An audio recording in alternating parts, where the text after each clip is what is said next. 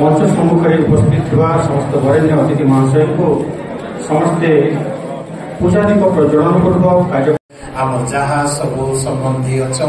प्राय बहुत मास्टर से लगी बोलिकी जिते मोर्नी के गोटे निमंत्रण आसला भिन्नक्षम दिवस से आप मुख्य वक्ता हेबे परिवार कथा बोलिकी मुझे कहली समस्त को नमस्कार।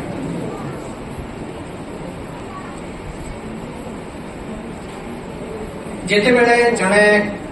भिन्नक्षम हो जासी कि गोटे छुआ जब भिन्नक्षम जन्म से खेलवा लगी जो बाहर आम देखलु से तो डिजेबल है चली नहीं पार्बा छोटे छोटे चलुचे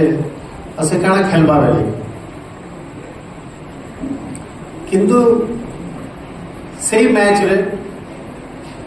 से हमको हरई से पिला